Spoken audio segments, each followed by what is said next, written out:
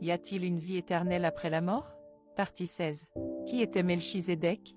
Melchizedek, appelé en hébreu Malkitsédek Malkidek signifiant « mon roi » ou ange Sédek, juste ou juste, ou « mon ange juste », et le grec Melchizedek Melkiédek signifiant « roi » de justice, est connu sous le nom de roi de Salem, paix, ou la Sainte Jérusalem, Apocalypse 21, 10, dans Genèse 14, 18, Melchizedek était également appelé Malachi ou Michael signifiant ma colère ou Mika, elle signifiant qui ose être comme elle. Tous étaient selon l'ordre de Melchizedek. Pourtant, Melchizedek était un prêtre du Très-Haut Elyon. Melchizedek est le chef de tous les anges, David 7, 9. Il était un observateur du trône comme indiqué dans Daniel 4, 17 et Daniel 4, 13 vous dit que les veilleurs sont les saints qui descendent sur terre. Les séraphins étaient les saints et les chérubins étaient les gardiens, Genèse 3, 24. Melchizedek était un prêtre, Kohan d'Elion Elion El, qui est Dieu, Dieu, le plus haut de tous les dieux d'El. Psaume 82, 1. Dieu, Elohim, se tient dans la congrégation des puissants, il juge parmi les dieux, Elohim. Melchizedek ou Malachi Dodok est le plus élevé de tous, 360 degrés des êtres spirituels, des êtres angéliques, et le plus élevé des êtres humains 360 degrés de l'être physique 720 degrés en tout. Ainsi, il a été sur terre, et dans et hors de nombreux corps depuis le début de votre temps déclaré dans Hébreux 7, 3 et je cite, sans mère ni père, sans descendance, n'ayant ni commencement de jour ni fin de vie, mais rendu semblable au Fils de Dieu.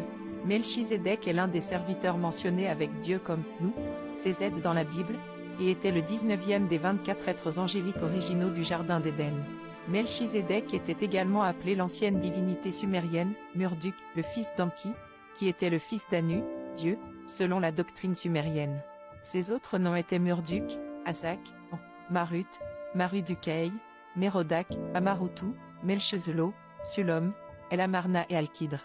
Ce sont des noms que les mortels l'appellent, pas lui-même. Il est le grand prêtre de tous les anges. Les séraphins, le trône et les chérubins, Melchizedek était capable de se transformer à partir d'un être éthérique. Il est la forme physique qui entre et se manifeste. Il a pu le faire parce qu'il avait le pouvoir de diviser l'atome, ce qui signifie qu'il pouvait réduire tous les éléments du tableau périodique jusqu'à l'élément hydrogène, qui lui a permis de passer de l'état d'hydrogène à l'éther. C'est ce processus qui lui a permis de se défendre depuis les cieux avec les armées célestes ou êtres angéliques de Dieu. Je suppose que vous vous demandez quelle est la relation de Melchizedek avec le plan mental. Le plan mental, comme en haut, donc en bas. Melchizedek était le souverain de tous les êtres angéliques, Elohim, et le prêtre du Dieu Très-Haut. Quand Melchizedek naquit, son peuple était très fier de lui car il était une étoile perçante et très puissante. Parce qu'il s'est élevé bien au-dessus de tous les autres êtres angéliques et qu'il était supérieur en tant qu'enseignant à tous égards. Le Dieu Très-Haut l'a rendu parfait et le plus élevé parmi les autres êtres angéliques et lui a donné, deux, ou double, force angélique. Quels sont les plans ou cieux restants? Le numéro 5, est le plan de la vérité plongée et voici les êtres angéliques, vos angles gardiens. Le numéro 6, est le plan de la réalité divine, qui est l'étincelle de la vie. Le numéro 7, est l'union avec le Dieu Très-Haut, qui est la félicité éternelle.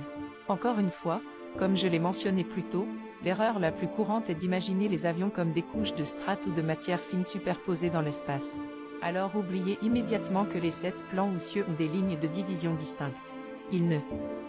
Les avions sont des niveaux de vibration. Voilà de cette façon. Rien dans la création ne repose. Tout ce que vous voyez, entendez, goûtez, sentez ou ressentez vibre. Les vibrations sont de minuscules mouvements de va-et-vient. Si toutes les forces magnétiques étaient libérées sur le plan physique, tous les éléments exploseraient, toutes les molécules accéléreraient et vibreraient rapidement et l'homme se transformerait d'un être physique en un être spirituel. Ce serait la deuxième étape et s'il continue à s'élever dans le sein des Elohim ou des êtres angéliques, il devient alors une âme, ruach. Dans les plus petits atomes jusqu'aux plus grands rochers imaginables, des vibrations se produisent, même si cela peut vous sembler un solide complet. Les molécules qui composent la pierre vibrent à une fréquence si lente que la roche semble immobile. La même chose avec l'univers. Il est construit sur le principe du mouvement circulaire. Les planètes qui tournent en cercle sur un axe tournent également en cercle autour du Soleil. Le Soleil a également un point central plus grand dans le système solaire et le système solaire tourne dans des mouvements circulaires en tant que partie de galaxies encore plus grandes, et ainsi de suite. En étudiant les 7 cieux, gardez à l'esprit que leur sous-plan et chacun de ces sous-plans a sa propre subdivision et ses fils jusqu'au 7e degré de subdivision. Les plans n'ont pas de distinction spatiale de degrés, chaque plan se fond les uns dans les autres, se chevauchent et possèdent ainsi des zones communes de l'espace.